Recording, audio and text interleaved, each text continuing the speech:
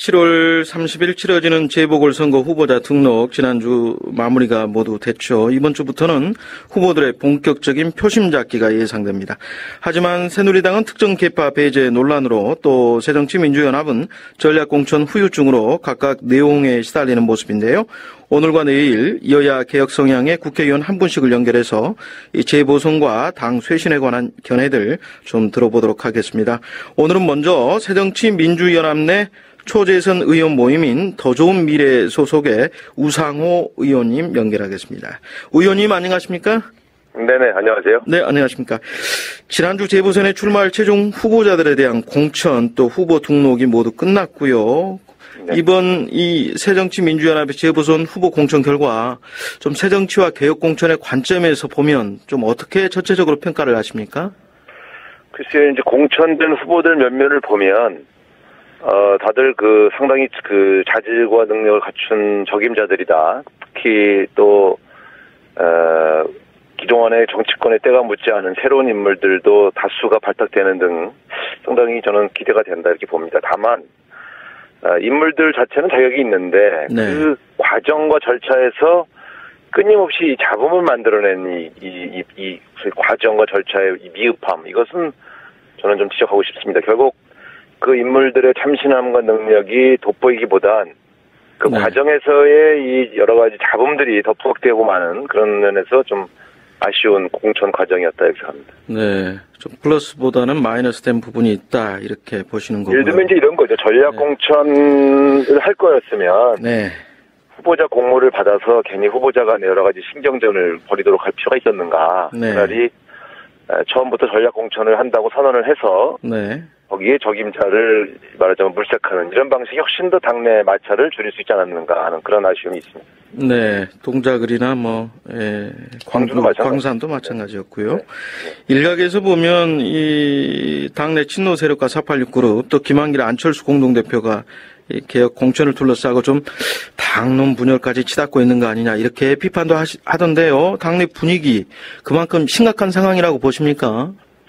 글쎄요, 이제 공천 과정에서는 상당히 좀 감정이 격앙된 그런 분들도 있었죠. 네. 그런데 예를 들면 특히 이제 광주에 있던 기동민 시장을 서울로 불러들이키면서 허동중 위원장을 말하자면 공천에서 배제한 이런 과정이 조금 이제 내부의 여러 가지 그 감정적인 문제까지 왔습니다만. 네. 그러나 저희 당은 공천 전에는 이러저러한 의견들을 많이 나누지만 일단 결정이 되고 나면 모두 그 결정에 승복하고 또 그 선거 승리를 위해서 최선을 다하는 그런 문화가 있지 않습니까? 그래서, 네. 그 전에는 이러저러한 의견들이 다양하게 제기됐지만, 공천이 확정된 이후에, 지난번 의총에서는 단 한 명도, 일단 선거 승리에 최선을 다하자는 취지에서 더 이상 문제를 제기하지 않았죠. 네. 이 논란이 좀 일단락된 측면도 있습니다만은 네. 이 서울 동작을 기동민 전 서울시 정무부시장 전략 공천 이 제안을 한 배후에 우상호 의원께서 자주 언급이 되세요. 이 부분에 대해서는 좀 하실 말씀이 있을 것 같아요. 486 그러면 전부 항상 제가 관련된 것처럼 그렇게 비춰질 수 있는 위치에 네. 있어서 그런 것 같습니다만 네. 기동민 후보나 허동준 후보가 다 제가 사랑하는 후배들이고. 네. 25년 이상을 지켜왔던 후배들인데 네. 둘 중 하나를 죽이는 제안을 제가 할 리가 있겠습니까? 저는 네. 두 사람 다 자아 공천을 잘 받아서 네. 좋은 결과를 맺기를 바라는 그런 형태, 그런 마음이었고요. 네.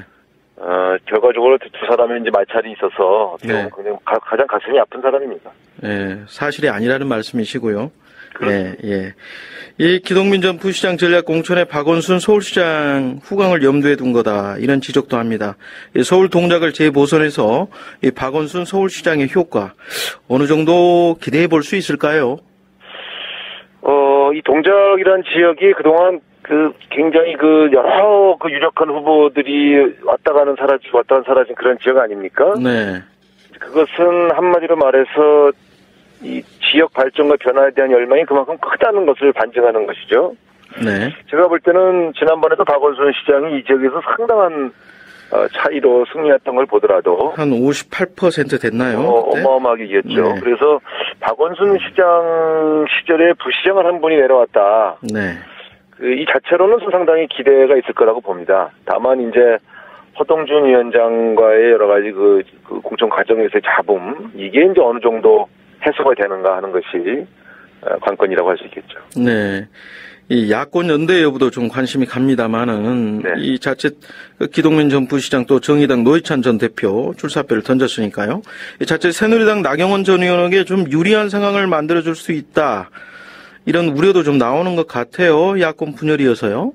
그래, 혹시 분열, 어차피 당이 다르니까. 예, 분열이란 표현이 좀 어폐가 있긴 합니다만. 그렇죠. 어차피 당이 다르면 후보를 낼 수밖에 그렇죠. 없는데. 예. 아마 두 분 다 좋은 분이고. 네. 이 선거의 의미가 박근혜 대통령에게 따끔한 경고를 줘야 한다는 그런 의미를 알고 있기 때문에. 예. 적절한 시점에 적절한 방식으로 야권 연대 후보 단위로 할 거라고 좀 봅니다. 네. 중간이라도 이렇게 상황 봐서 할 거다. 그렇게 보시는 거군요. 저는 그렇게 보고 있습니다. 네. 선거 때마다 새정치민주연합 정의당과 야권 연대 또 후보 단일화 얘기 지금도 말씀 주셨지만 좀 보면 이 유권자 입장에서 좀 피로감도 느끼고요. 이게 식상하다 이런 느낌도 받습니다. 그렇게 네. 보시는 분들도 계시고요. 이 선거 후 본격적인 야권 재편 논의를 좀 해야 한다. 이런 주장에 대해서는 어떤 견해세요? 글쎄, 사실 저는 원래 지난번 2012년에 이 야권 개편을 할 때 말이죠. 그때 이제 야권 통합을 할 적에 원래 네. 디센트론, 그러니까 진보 세력도 저희 민주당하고 대통합을 해서 당 안에 진보 블록으로 수권을 준비하자 이런 주장을 했던 사람인데요. 네. 그러나 이런 형태의 당대당 여러 가지 개편 논의는 선거 이후에나 가능한 것이고요. 네. 선거 승리, 야권의 선거 승리를 위한 연대야 선거 전에 해야지. 선거 끝나고 나면 선거 승리를 위한 야권 연대는 불가능하지 않습니까? 그러면서 네. 후보 단일화와 야권 재편 논의는 좀 분리될 필요가 있다고 보고요. 이번에는 후보 단일화를 준비해야 되기 때문에 거기에 좀 집중할 필요가 있다고 보죠. 그러니까요. 선거 후에 좀 야권 재편 논의가 본격적으로 이루어질 거냐 하는 그런 질문을 좀 드려본 거고요. 이게 바로 이루어지게 해야겠습니까만은 왜냐면 그렇게 생각하는 사람이 다수는 아니니까요. 네. 어쨌든 선거 시기에 선거 승리를 위해서 후보 단일화를 논의하는 것 자체를 지금의 야권 구도에서는 어쩔 수 없는 게 아니냐, 저는 그렇게 보고 있습니다. 네. 광주 얘기를 또 꺼내지 않을 수가 없네요. 이 권은희 전 수서경찰서 수사과장. 광산을의 전략 공천이 됐고, 그런데 새누리당에서는 역시 보훈 공천 비판이 좀 나오고 있고요. 당내에서는 돌려막기 공천 비판이 일던데, 앞서 좀 말씀을 해 주셨지만 의원님께서는 어떻게 보세요? 글쎄요, 이 권은희 후보야 딴 데 가려고 그러다가 오신 분이 아니기 때문에 돌려막기라고 말하는 것은 그분에 대한 모욕이고요. 근데 이 정치판에 안 오시려고 한 분을 이제 저희가 모셔온 분, 상고천에서 모셔온 분 아니겠습니까? 그렇기 때문에 이제 기동민 후보를 거기서 이제 말하자면 동작으로 돌린 것을 돌려막기라고 한다면 그건 또 그렇게 말할 수 있겠습니다만.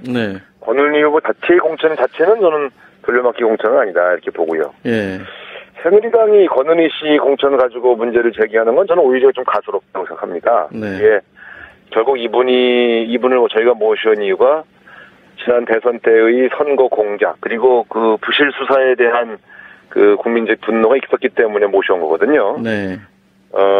사실 이분이 용기 있게 고발하고 용기 있게 정의를 위해 발언해 준 것을 보면 오히려 문창극, 김명수, 정성근 같은 이 말하자면 이 기존의 이번에 광역 후보로 추천되신 분들보다 저는 뒤지지 않는 인물이라고 보거든요. 그렇기 때문에 새누리당이 권은희 씨 갖고 자꾸 문제 제기하는 거는 정말 정치 공세다. 봅니다. 새누리당의 비판이 아니더라도 말이죠. 이 고도의 정치 전략이다 이런 말씀들 많이 하시지 않습니까? 정치권에서. 이 대한민국의 딸이 될 수 있도록 하려면 정정당당하게 수도권에서 좀 공천을 하더라도 전략 공천을 해서 이렇게 광주의 딸이 아닌 대한민국의 딸로 태어나도록 했으면 좋지 않겠느냐. 이런 비판도 당내에서 나오지 않았습니까? 그런데 이제 그것은 비판이라기보다는 이제 그런 제안을 할 수는 있죠. 그런 아쉬움을 얘기할 수는 있습니다만. 권은희 씨 공천이 잘못되었다 이렇게 말하는 건 없습니다. 그러니까 좀 아쉬운 맛이 있다. 이번에 진정성이 훼손되면 어떡하냐. 이런 정도의 아쉬움 이제 제안이지 잘못되었다 이렇게 정면으로 얼굴을 붉히면서 비판하시는 분은 안 계신 것 같습니다. 네. 이 공천 논란 책임론 불거지기도 했고 730 재보선 결과에 따른 당 지도부 책임론도 좀 일찌감치 제기되던데요. 이 선거 결과에 따른 당 지도부 책임론 좀 이른감이 있습니다만 어떻게 보십니까? 저는 그렇게 말씀하시는 분은 없다고 보고요. 그렇게 그래요? 말씀하시는 분은 이번 선거를 그럼 지기를 바란단 말이냐? 저는 그렇게 묻고 싶고요. 저도 이번 공천 과정에 대한 이런저런 아쉬움과 또 비판적인 시각이 있습니다만, 네. 그러나 그렇다고 해서 이 선거가 져서 전당대회 했으면 이렇게 생각하고 있지는 않거든요. 네. 그래서 저는 일단 최선을 다하고 지금은 그 문제는 끝나고 나서 그것이 미치는 파장이 우리 지지자와 국민들에게 어떤 영향을 미치는가를 좀 봐서 얘기할 문제지. 네. 벌써부터 제기할 문제는 아니다 이렇게 봅니다. 지금 15 가운데 말이죠. 이 몇 석을 얻어야 좀 승패의 기준이 되느냐. 이게 과연 몇 석을 얻어야 이게 승패의 기준일지 저는 어떻게 보세요? 지금 후보자들이 이렇게 많이 나오셨는데 네. 몇 석이 되면 이기냐 지냐 얘기하는 것은 지금 나온 후보들에 대한 모욕이라고 생각합니다. 네. 당 지도부는 또 우리는 우리 후보 전원이 다 승리하기 위해 노력을 해야 되지. 예. 몇 석이 되면 이기냐 지냐에 대한 평가에 신경을 쓸 때는 아닌가 이렇게 봅니다. 그래도 현상 정치적으로 보면 지금 현상 유지는 가능하다 이렇게 보시고 계십니까? 그러니까 보통 일반적으로는 현상 유지를 무승부라고 하고요. 예. 현장에서 한 석이나 두 석씩 지면 이제 패배로 평가하는 것이 일반적인 상례 아니었습니까? 네. 그러나 이번에는 그런 전체 단순 의석 비교만이 아니라 네.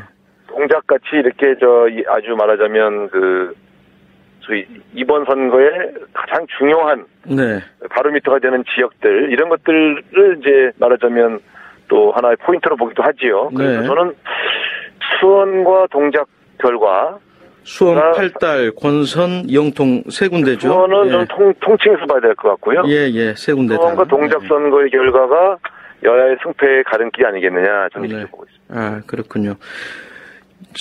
우상호 의원님 하면 당내 486 어떻게 보면 선도 주자신데 일각에서는 작년 3월에요. 개파 해체를 선언했던 486 그룹이 최근 다시 개파 아닌 개파로 또 영향력을 키우고 있다 이런 지적도 하던데 어떻게 받아들이십니까?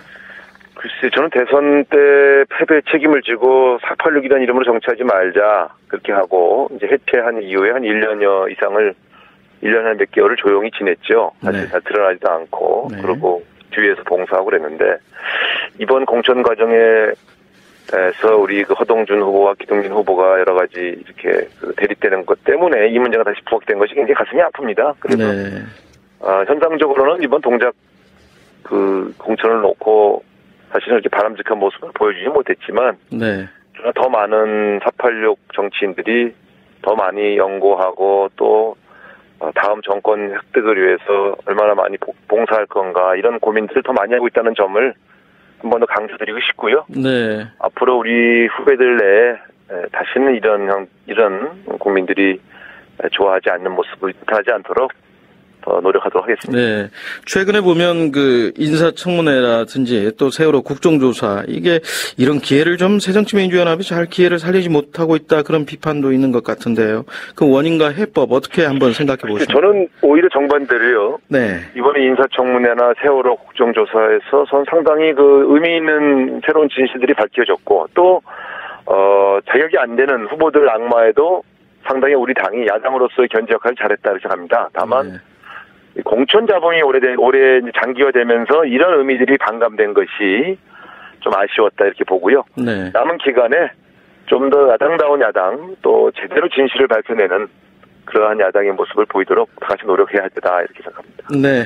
알겠습니다. 새정치민주연합 내 초대선 의원 모임인 더 좋은 미래 소속의 우상호 의원님과 전국 현안에 대한 견해 들어봤습니다. 오늘 말씀 잘 들었습니다. 네, 감사합니다.